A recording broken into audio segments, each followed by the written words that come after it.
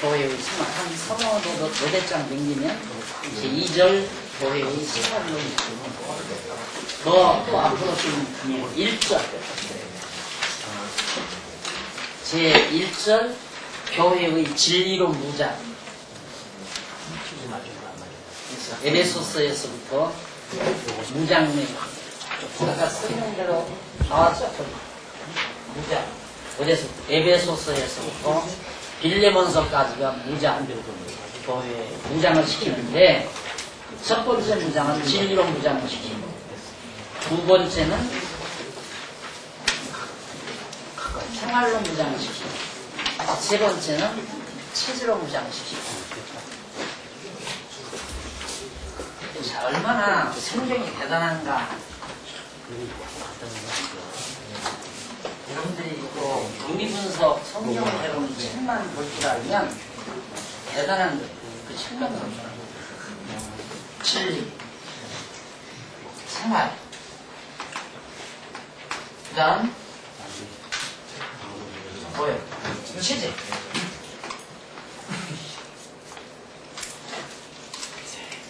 진리로 무장, 생활로 무장, 체질로 무장. 교회는 성도들이 진리로 무장을 해야 돼요. 우선 진리를 깨달아야 돼요. 진리를 알아야 돼요. 운동을 해서 아는 것과 믿는 것이 하나가 돼야 돼요. 진리로. 그리고 나면 진리로 무장하고 나면 생활이 나와요. 생활. 그러면 생활해야 된다가 아니라 생활해진다. 진리를 깨달아야 된다가 아니라 성령께서 진리를 깨닫게 하신다. 동사가 중요합니다. 깨달아라 이것이 아니라 깨닫게 하신다. 생활해라가 아니라 하나님께서 생활하게 하신다. 체제로 무장, 체제를 갖춰라가 아니라 하나님께서 체제를 갖추도록 하신다. 성령께서. 이렇게 해서 이게 무장. 그러니까 일반 군대도 그러잖아요. 일반 군대도 군대 가면 일단 정신교육을 많이 받죠. 나라 사랑하는 마음으로. 그리고 이제 군대 생활을 통해서 항상 정말 싸울 준비를 갖춰야 돼. 그리고 이제 막 체제를 갖추잖아요. 배열을 갖춰요. 질서정연하게. 대대, 소대, 중대 해가지고 딱 체제를 다 갖춰요. 이러면 이제 전쟁터에 나갈 수가 있는 거죠. 그런데 막 정신교육을 받지 않고 정신 상태가 흐리하고 또 군대 생활도 익숙해지지 아니하면 전쟁터에 내보내면 다 도망을 버리고 하죠. 그러면 이제 패배하는 거죠. 그래서 이게 진리는 깨달으면, 진리는 깨달게 되면 반드시 생활이 나오고 체계가 갖추어진다. 무슨 얘기냐면 여러분들이 이제 공부를 합니다. 그럼 진리를 다 여러분들이 20명, 30명이 다 진리를 깨달아요. 그럼 여러분들이 정말 교회 생활이 이루어져요. 교회 생활이 나와요. 그래서 생활이 나온다는 걸 조금 구체적으로 얘기를 하자면, 교회에서 교사로서 성실하게 후배들을 양육하고, 그리고 교회를 정말 사랑하고, 진리를 사랑하고, 그리고 사랑의 짐도 지고, 봉사하고, 직장 잡으면 연구 생활도 하고, 이런 구체적인 생활이 나오게 되고, 그리고 이제 자기가 교사도 할 뿐만 아니라 은사 따라서 찬양대도 하고, 은사 따라 또 집사도 하고, 이렇게 해서 봉사 생활을 하게 돼요. 하나가 아니에요. 하게 되죠. 깨닫게 되면, 진리를 알게 되면, 진리로 무장하게 되면 반드시 생활이 나온다. 근데 진리로 깨달았다고 하는데 생활이 안 나온다. 거짓말이에요. 왜 그러는가? 이게 왜 그렇게 되지는가? 이게 몸이죠. 사람이죠. 근데 이 머리가, 이게 이제 진리. 그런데 이 머리 두뇌 속에 있는 진리에 대한 정보가 내 몸을 다 주관을 해요. 그래서 내 몸을 다 주관해요. 그러니까 이 머릿속에 춤추는 정도만 딱 가득이 차 있으면 아마 지금쯤 이렇게 딱딱한 공부 안 할 거예요. 로비에 나가서. 밖에는 지르니까 로비에 나가서. 그런 거 얼마나 좋아요. 그거 하죠. 왜? 여기 머리에 그런 정보가 들어있으니까. 당연히 그렇게 하게끔 돼 있어요. 그런데 이 두뇌에 하나님을 아는 진리가, 여호와를 아는 진리가 가득, 예수가 그리스도라는 사실, 이에 대한 진리, 따라서 예수가 그리스도인 것을 보니까 하나님은 언약대로 이루시는 여호와라는 사실을 알게 된다. 그러다 보니까 이제 그 진리를 알고 나니까 지체인 이 몸들이 이 머리의 지배를 받잖아요. 머리의 지배를. 어떻게? 두뇌가 우리 마음을 지배해야 돼. 마음을. 이 두뇌가 제일 중요해요. 이 두뇌 속에 뭘 넣고 사느냐가 굉장히 중요한 거란 말이에요. 뭘 넣고 사느냐가 중요할 뿐만 아니라 이 정보에 의해서, 이 지식에 의해서, 이 진리에 의해서 명철이 중요해요. 판별. 이건 좋고 이건 나쁘다. 이걸 판가름할 수 있는 명철. 그러니까 예를 들어서 내가 아침에 일어났어요. 내가 달려보면 오늘이 일요일입니다. 교회를 갈까? 안 그러면 친구하고 오늘 데이트 약속이 있는데 만나서 유원지를 갈까? 이 두 사건이 딱 떠올랐어요. 이때 이 머리가 간직하고 있는 정보에 의해서 거기에서 이제 가치평가가 나옵니다. 뭐가 더 가치로운 일이냐? 그거에 따라서 교회를 올 수도 있고 친구와 데이트를 할 수도 있고 필요없죠? 그럼 데이트 하자고 하면 이 손으로 핸들 갖고 운전해서 여자친구 찾으러 가요. 그리고 만나서 유원지로 가고 안 그러면 여기에서 교회 가서 내가 봉사하고 정말 후배들을 양육하는 것이 가치 있다라고 하면 이 손으로 핸들 잡고 악셀라도 밟고 브레이크 박을도 가면서 교회로 와가지고 후배들을 가르치고 봉사하고 교회를 섬기고 생활이 나온다니까. 생활이. 자연이 나오게 돼 있어요. 억지로 하라고 해서 나오는 게 아니에요. 그러면 이제 이런 진리를 깨닫고 그에 따르는 가치관에 의해서 생활이 나오면 날아가는 개인의 인격은 그 주의 사람으로 형성이 된 거예요. 개인의 인격은 신앙으로. 그럼 체제라는 뭐냐? 너와 나 같은 또래. 우리 30명이면 30명, 40명이면 40명이 체제를 갖추는 거예요.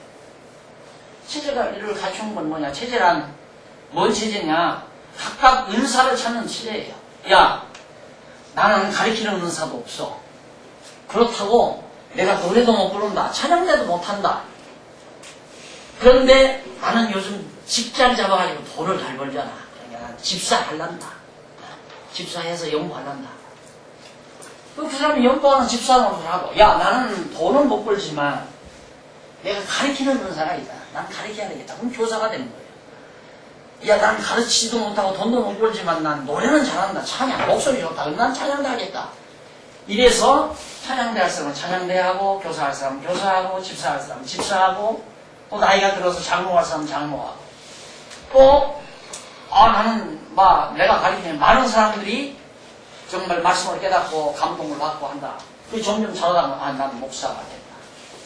그렇게 해서 목사, 장로, 집사, 찬양대, 교사 이렇게 각각 임무가 부여되는 체제가 짜야 돼요.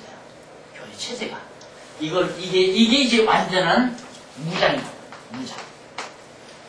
무장이 완전히 되면 그 다음 할 일은 뭐예요? 전쟁이죠. 싸움하는 거예요. 비진리와도 진리 아닌 것과도 더불어 싸움하는 거예요.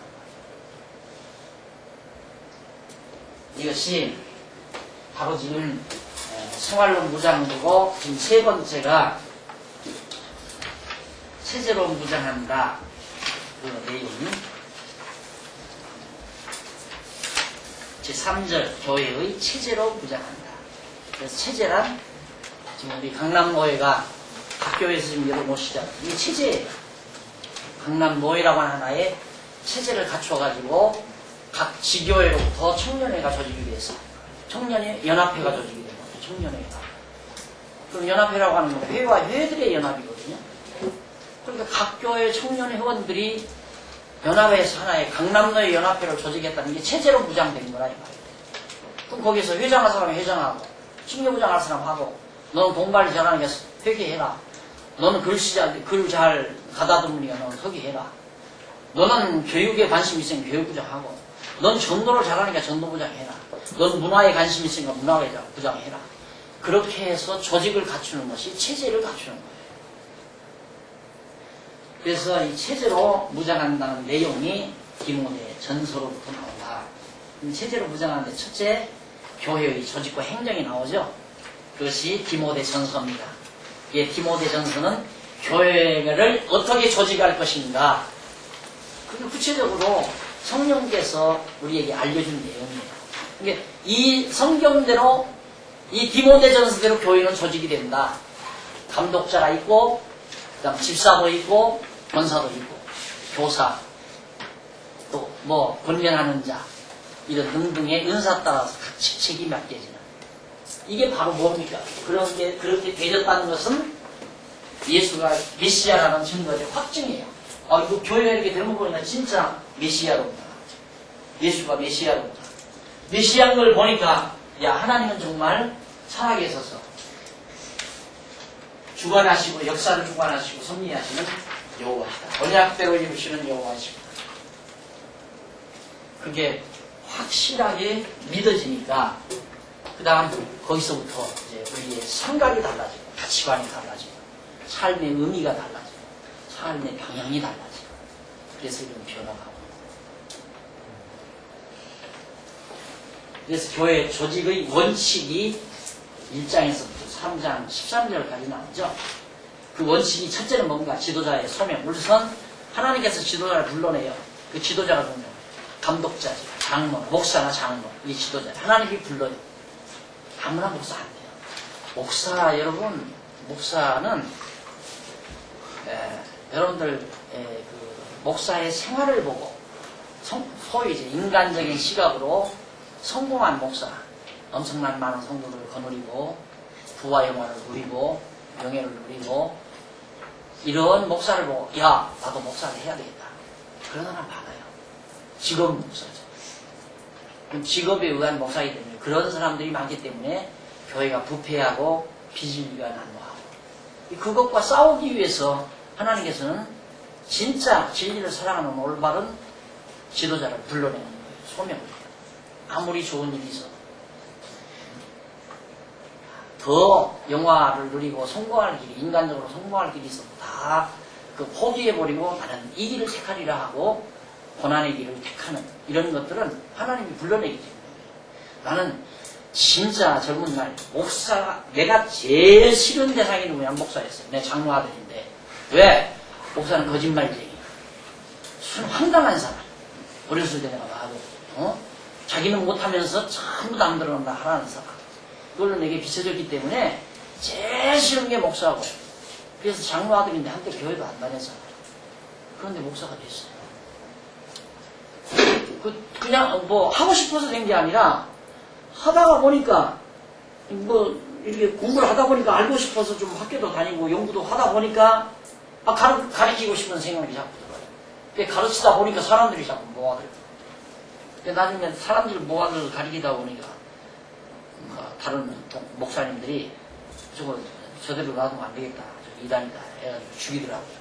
그때 그냥 다 걷어쳐버리고 야 너희들하고는 같이 못 살랑나 보다. 그래서 그냥 시골에 가서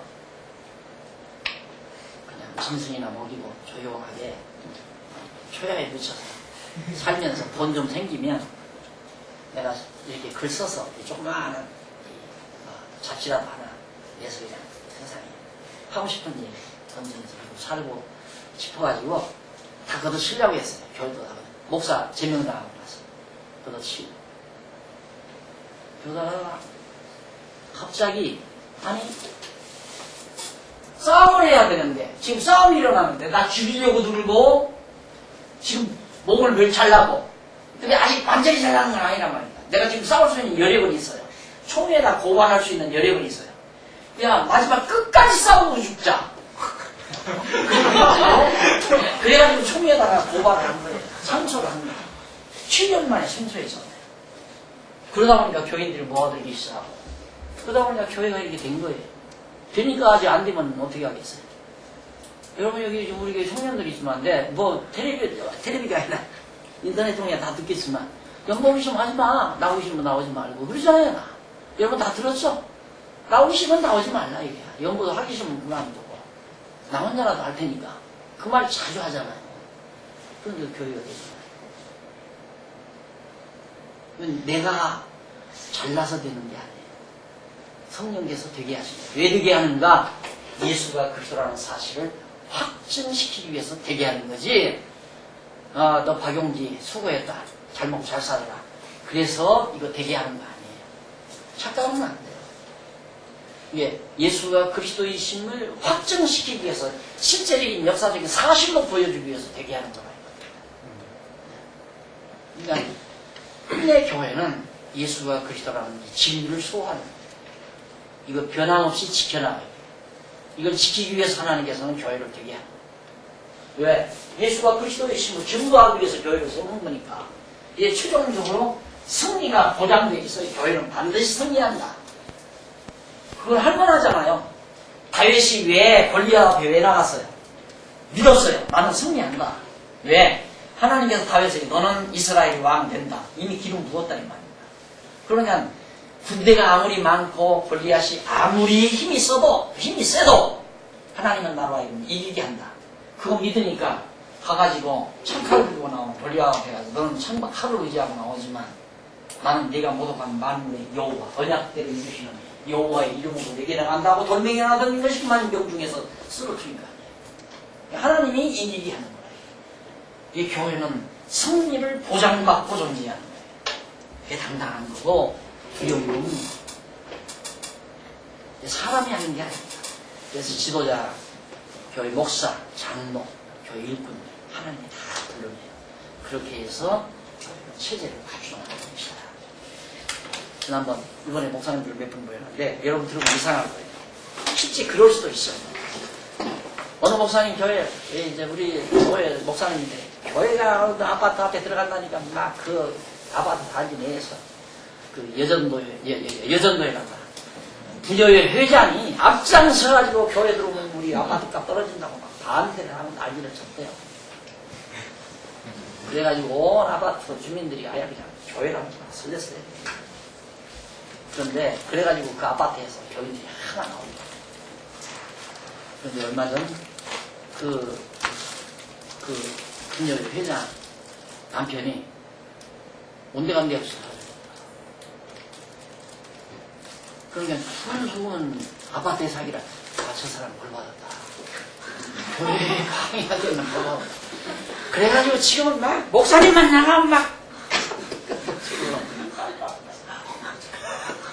그리고 그 아파트 단지에서 교인이 나오고 하나님이 하시는 거예요. 그럴 수 있죠.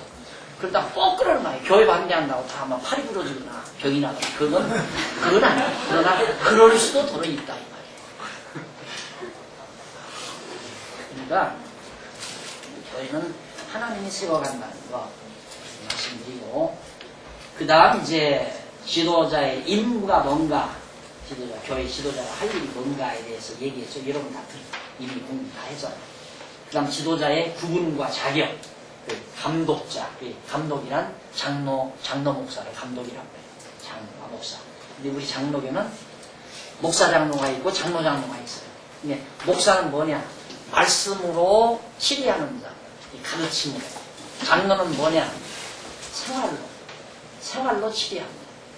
예, 교회 행정을 주로 담당해서 다스리는 자가 장로고, 교회 말씀을 전해서 다스리는 자가 목사예요.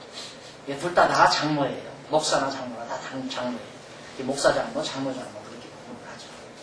목사는 하나님 말씀을 가르칠 수 있는 은사를 가진 자로서 선생이에요. 성경 가르치는 선생. 성경을 보면 목사하면 안 돼요. 그건 한 교인들을 밥으로 하는 거예요.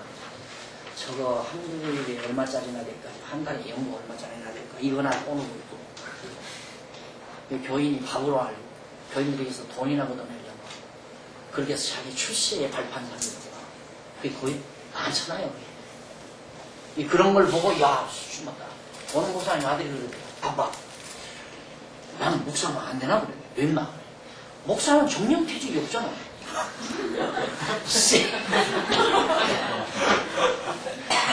그랬다고 그래요. 그런 것 보고 목사하려고 하는데 목사는 하기 싫어도 할 수밖에 없는, 나를 보니까 진짜 하기 싫었어. 내가 제일 하고 싶었던 게 이제 그림 그리며 살고 싶은 거죠. 그냥 그림 그리는 게 좋아서 그냥 돈 벌 생각도 안 하고, 가난하게 살았는데도 돈 벌 생각을 안 했어요. 지금도 돈 벌 생각을 안 해요. 그냥 그림 그리며 살고 싶었는데 그렇게 못하고 나서 보니까 이제 그 다음 성경을 그럼 뭐 화가가 안 되면 뭐나 되나. 어려서부터 이제 신앙 집안에서 자랐습니다. 야, 그럼 성경대로 사니까 책 읽은 것이 있어가지고 성담인전이나 어거스틴전 이런 것들 어렸을 때 읽었거든요. 야, 어거스틴이 산에 가서 설교를 하니까 뭐 호랑이가 오고 막 사자들이 막 무릎을 꿇고 설교를 듣고 막 꿩들이 와가지고 탄새들이 와가지고 어거스틴 어깨에 앉고 막 무릎에 앉고 환상적이라. 그래서 이제 성자가 되려고 성경을 보다가 지금 욕골이 된 거예요. 성자가 되려면 죄를 안 져야 되잖아요. 성경을 보니까 죽어도 성경대로는 못 살겠다. 내가 보니까. 그때로부터 이제 목사가 미워진 거예요. 이야, 저 인간, 저도 못 살면서 남들을 살라고. 가서 앉았으면 뭐 죄기야라고 난리를 치니까 한참 젊은 날 어떻게 했겠는지, 어떻게.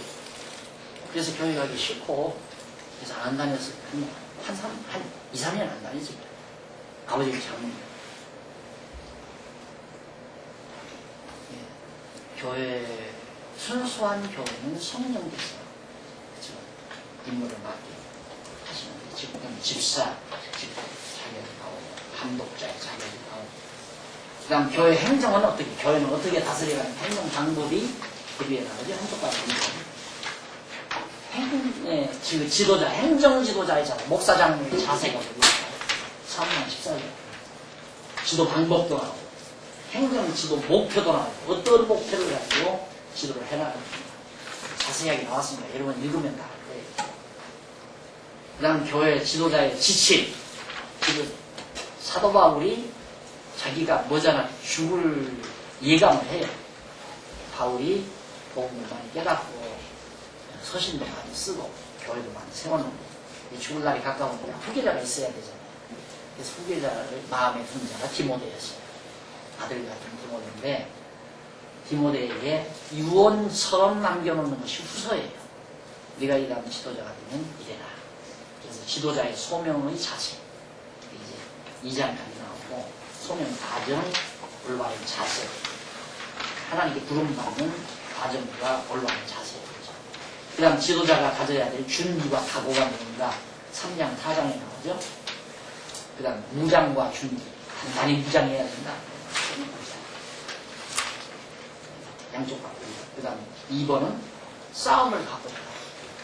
네가 진리로 무장했으면 단단히 비지기와 싸울까. 그것이 디모데 후서까지 딱 맞죠. 정확하게 맞죠. 교회는 하나님이 일어나십니다. 여러분 자랑이 아니라 하나님이 하시는 걸 말하기 위해서 하는 분들 오해하지 마십시오. 몇 년 전만 해도 아마 뭐 대치동 타고 안 갔지? 대치동 안 가봤어요? 대치동이 어떤 곳이냐면 강남 대치동이라는 거 뭐, 야 강남 대치동 대단한 우리 교회는 형편없었어요. 한 80평 되는 상가인데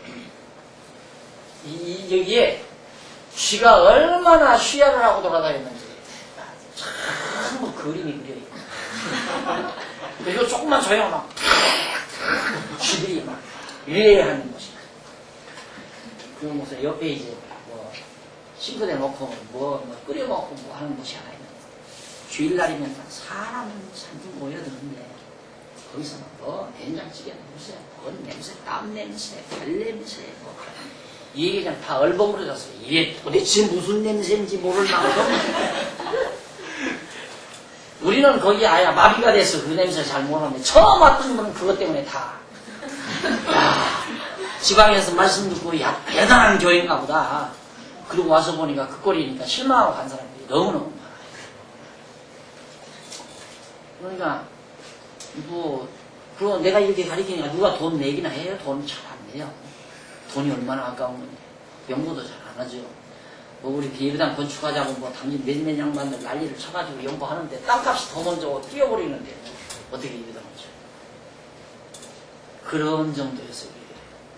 그런데 오늘 여러분 누가 하시겠어요? 봄이 되면 여름에 한번 또 옵니까? 그때 지금 산 잔디가 깔려있을 거예요. 이유는 여러분들 마음껏 좀 뛰어놀으라고. 내가 몇 년 전에 필리핀에 가서 한동안 머물러 있었을 때가 있었어요. 필리핀, 근데 스페인인들이 와서 자리 잡은 별장촌이 있어요. 별장마을. 뭐 보통 한 집이 400~500평, 700~800평 여기 대지정에 잔디 전부 그 동네 마을에다가 잔디구장 딱 만들어 놨는데 걔네들 아들들 여러분만 밤 10시, 11시 하나 하려고 말이야.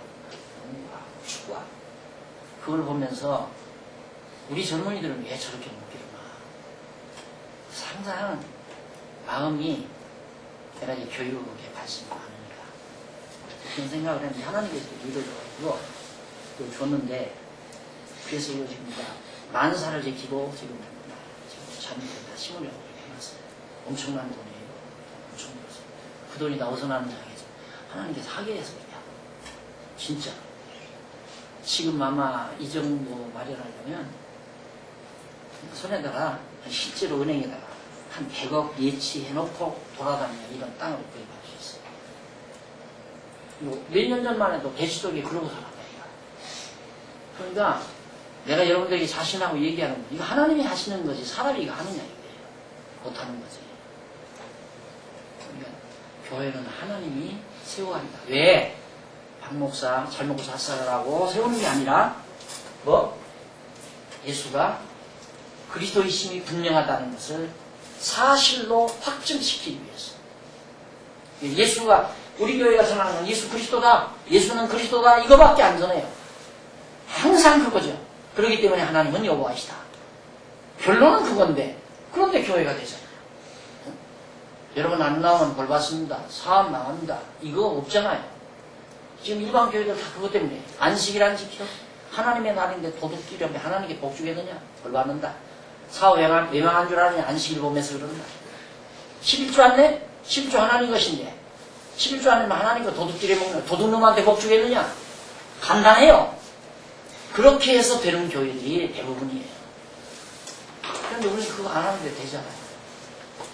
이게 바로 예수가 그리스도라는 확증이다. 그래서 디모데 전후서에 있는 내용이 진리로 무장시키시는 체제로 무장하시는 체제로 무장케 하시는 하나님의 역사를 우리에게 보여주는 내용이다. 그렇게 여러분들이 이해하시고 그 주제에 따라서 하나하나 정리하시면 되겠습니다. 시간이 좀 많이 지나는데 질문 몇 가지 있겠죠. 아무래도 질문 몇 가지 받고 그래서 열심히 하겠습니다. 끝내십시다. 질문 있어요? 네. 그 사례에 대해서 좀 응? 여기 그 5장에 보면 5장 18절을 보면 디모데 전서 5장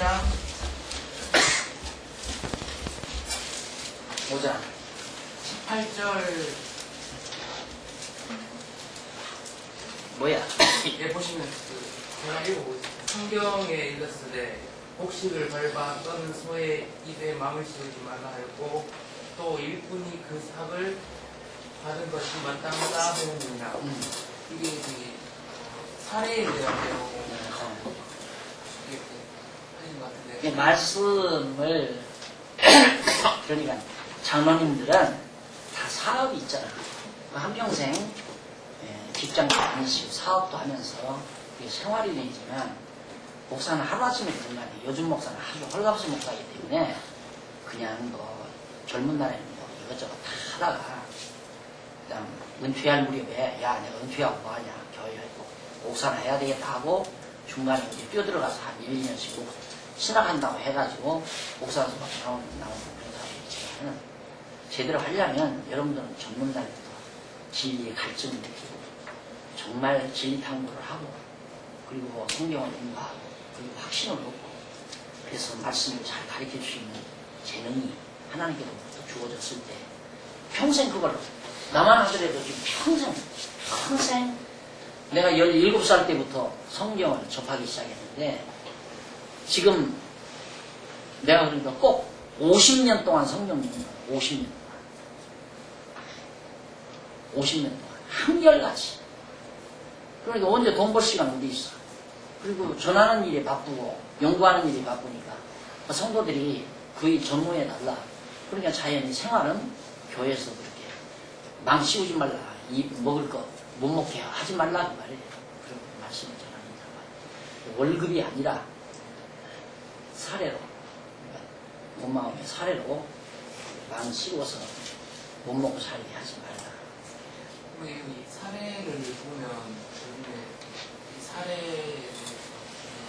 이용자들이 좀 흐리고 있는 경우가 많잖아요. 이런 사례를 좀 자세하게 좀 알았으면 사례는 하는 사람 마음이야. 사례는 사례하는 사람만 하는 쪽 성도들의 마음이야. 이 성도들이 사례를 하는데 많다 적다 사례 받는 사람이 그럴 수는 없죠. 많이 달라 적게 달라 할 수 있는 거죠. 많이 주면 많이 받고 적게 주면 적게 받는 게 다르지.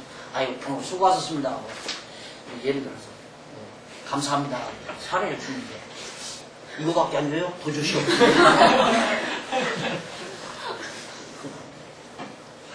안 주면 저 모자라면 나가서 벌어서 먹고 나누면 또 전략에서 살면서 같이 교회 봉사하고 또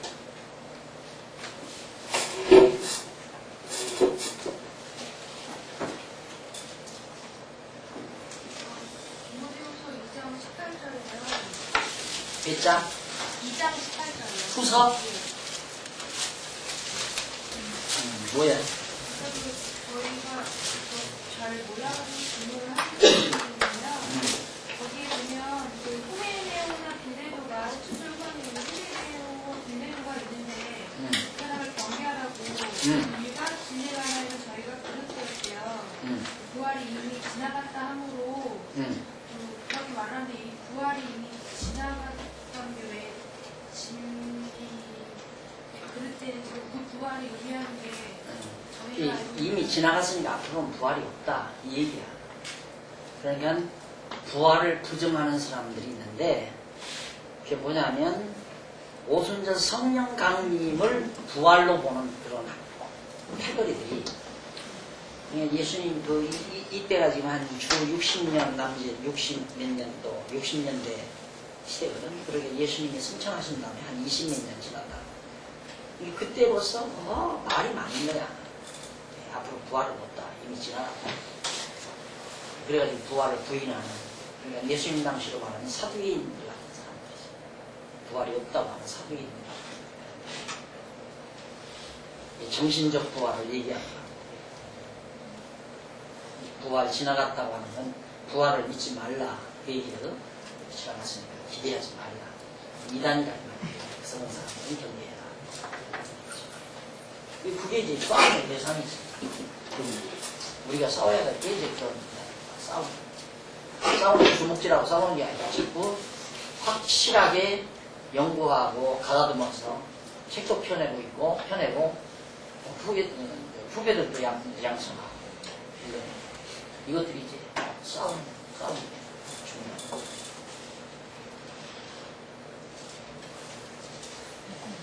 그다음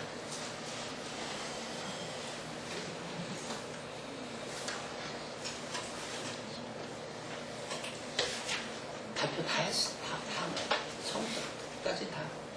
내용은 뭐 네. 질문이 더 올라가면서 오늘 디모데 전후서 관련되지 않은 질문인데요.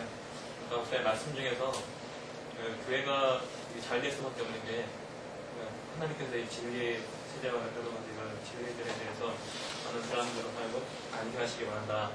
그래서 교회가 잘 될 수밖에 없다. 이런 원리를 말씀하셨는데 그러면은 우리가 흔히 말하는 잘못된 진리를 선포하는 교회들과 그런 인간의 감정을 이렇게 가운데 좌지우지해서 성장하는 교회들은 그 교회들 가운데서도 이렇게 하나님께서 이루어가시는 것이 있을 텐데 그럼 그런 교회들이 그 성장하는 이유는 잘못된 진리 가운데 성장하는 이유는 무엇인지 아주 간단하죠. 이스라엘 다윗 알잖아요. 다윗이 소년으로 있었지. 그런데 그때 당시 강한 군대가 골리앗, 블레셋 군대. 하나님이 이렇게 키워놨어요. 그 악인들을 악한 날에 쓰시려고 강하게. 왜 강하게 키우냐면 그 강한 블레셋을 연약한 힘없는 다윗이 물리쳐야 누구의 능력으로 됐다? 하나님의 능력으로 됐다는 것이 드러나잖아요. 만군의 여호와의 이름이 저들을 물리친다.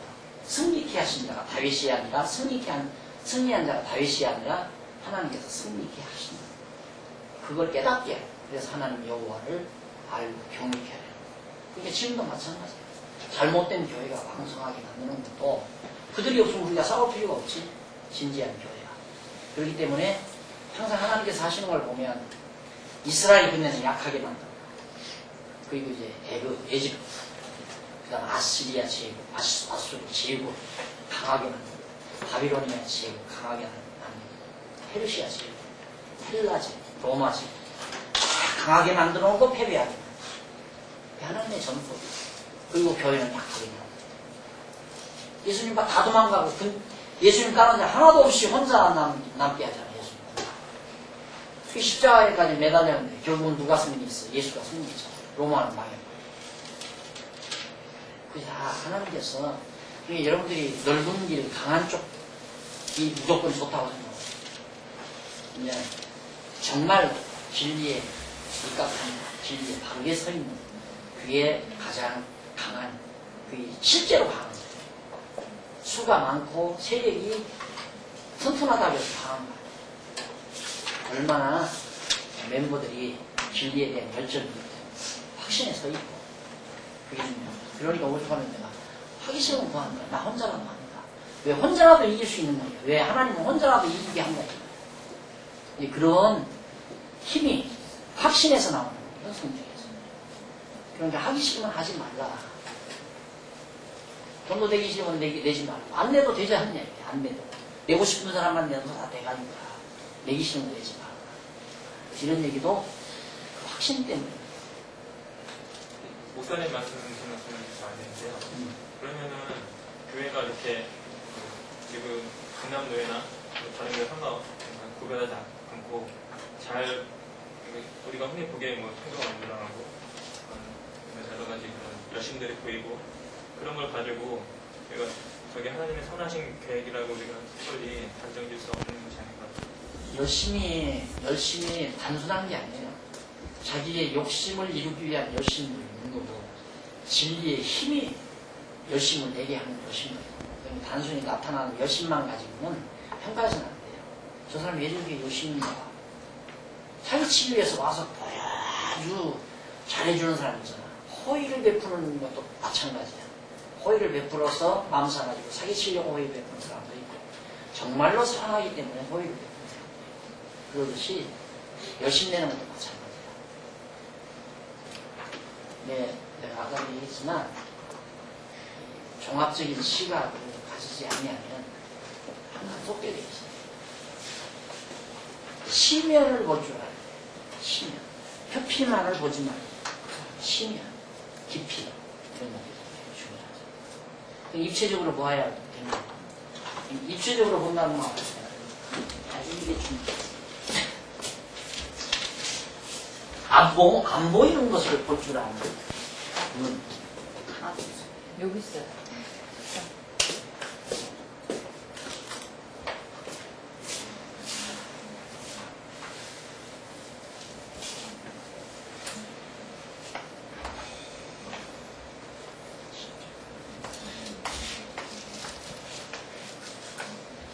이렇게 되잖아요. 그럼 보이는 건 이거밖에 안 보이는 거예요. 이거. 그러나 보이지 않는 이 선이 보이지 않다. 네? 그렇죠? 보이지 않는 이 선이 보인다.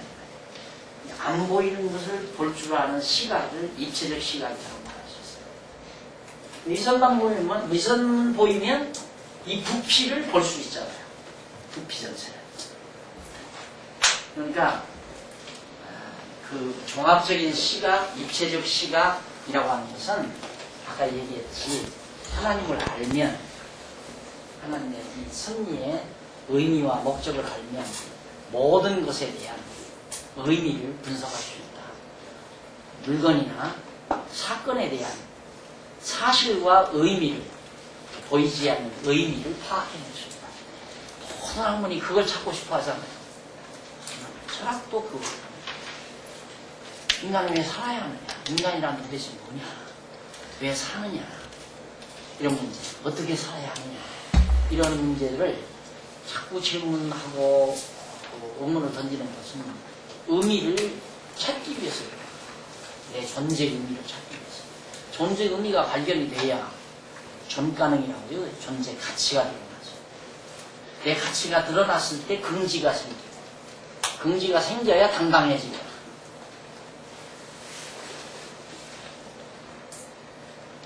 근데 우리 뭐 기껏해야 당당하고, 직장이나 좀 뻔질하면 당당해지고, 코만 조금 높아져도 당당하다면, 코가 이렇게 죽으면 당당하다. 그런 조잘머리가 그거 가지고는 또 무엇이나 그 목사님 저기 그 진리 투쟁의 부분에 있어서요. 개인적으로 제가 처음에 그 말씀을 듣고 난 이후에 뭐 겪었던 오류이기도 한데 마치 우리가 젊은 날에 흘기 때문에 진리 투쟁의 대상, 적이라고 표현할 수 있는데 그 비진리의 대상이 항상 외부에만 있을 것이라는 착각을 한다는 생각이 들거든요. 당연하지. 근데 개인적으로 그 이후에 나오는 그 진리 투쟁 부분에서 유대주의와 세속주의와 적그리스도가 하는 게 뭐 다른 교단이라든지 아니면 뭐 다른 신학자들이라든지 아니면 외부의 타인에 대한 평가에 앞서서 우선은 저희 젊은 나이에 점검을 하고 가야 되는 것이 오히려 그 모든 세속주의 요소들이 내면 속에 너무도 확고하게 자리 잡고 있다는 것을 좀 새삼 좀 봐야 되는 게 아닌가. 당연하죠. 왜 그러냐면 그 자기 신앙적인 아까 얘기했잖아요. 일단 진리를 깨닫고 생활이 되어져야 나 자신이 신앙적 인격으로 구체화된다. 이걸 이제 나와의 싸움이다라고 표현할 수 있죠. 그런 방법으로 표현이 가능하죠. 나와의 싸움. 내가 잘못 알고 있었던, 내가 지금까지 잘못 깨닫고 있었던 것들을 그 갈등 속에서 나를 정리해 나가는 거 하나의 나와의 싸움이라고 표현하죠. 이게 지금 또 나 자신을 놓고 보면 무장이라고 성경이 무장이라는 의미에서 얘기가 되는 거니까 내가 하나님의 사람으로 그리스도의 사람으로 정리되면 그 다음에는 싸움은 대상이 나타나는 거고 세속주의, 유대주의 이런 잘못된 사상, 정신세계, 영적 세계에 대한 싸움의 대상이죠. 저기 교회 무장에서도 진리 생활 체제라는 그 세 가지 개념과 명제를 느끼지 않습니까? 개인적인 생각인데 그 에베소서 1장과 2장 속에서 사도 바울이 그 창세전 영원한 예정 속에 있었던 신령한 교회에 대해서 뭐 개인적으로 저는 공부량이 아직 얕기 때문에 그렇게 깊이 있게 이해하지 못하지만 사도 바울이 얘기했던 신령한 연합으로서의 교회라는 그 차원이라고 한다면 우리가 교회가 되고 안 되고라는 평가 자체도 현상적인 교회가 되고 안 되고 때로는 그 속에서 어떤 제도적인 것들이 무너지고 안 무너지고 뭐 되고 이런 걸로 평가하는 것도 어느 정도 한시적이고 그건 자기가 잣대를 만들어 놓고 그 잣대에 미치지 못하면 성공했다, 성공 못했다 이렇게 주관적 판단이지. 객관자이신 하나님의 판단은 하나님 당신의 뜻이 지금 실현되는 건데 하나님에게는 실패라는 게 존재할 수 없잖아. 하나님 뜻대로 다 돼가는 거야. 그러니까 예를 들어서 우리 교회도 실현으로 그것도 하나님의 뜻대로 되는 거고 우리 교회가 너무 강해가지고 인간적인 자만과 오만이 커질 바에는 한번 하나님께로부터 모두 터져가지고 반신창이가 돼야 그래야 제정신 차리게 되는 거야. 그게 다 유익한 것들이죠. 하나님이 나 되게 하는 거, 우리 되게 하는 거. 교회가 시련 겪는 것도 다 우리 되게 하는 거. 자기 잘난 줄로 아는 것이 이제 인권주의. 하나님이 나 되게 한다고 생각하시는 거예요. 오늘의 내가 된 것도 하나님이 나 되게 했다라고 믿어져야 되는데, 그게 아니라, 아, 내가 머리 좋고, 내가 공부 열심히 하고, 내가 참 행운이, 운이 좋은 놈이라서. 그래서 모든 영광을 자기에게 우리는 인간이 본질적으로 그게 습성이 되겠지만, 자기에게. 그게 이제 무너져가야 돼요. 그러게 안 되면 이제 무장이 안 돼요. 좀 좀 갖춰지잖아요. 무장이 안 되는 거죠. 그럼 저기서 자기 자신이 무장을 하고 싶다고 되는 건 아니잖아요. 그럼, 지금까지 우리들이 살아온 인생조차 맞아. 내가 하고 싶어서 되는 건 그럼. 아니었잖아요. 하고 싶으네. 아, 내가 아까 얘기했잖아. 내가 하고 싶으면 그림 그리고 싶었는데 지금 다 화판도 사다 놓고 누가 선물에 다 있는데도 못 그리고 있네. 인간적으로 판단했을 때도 나에게 일어나는 모든 좋은 일, 나쁜 일 이렇게 구분될 수 있잖아요, 인간적으로. 그건 우리 판단. 예. 우리 얘기는 것조차도 좋고 나쁜 거. 그래 내가 명철이 중요하다고 그랬잖아.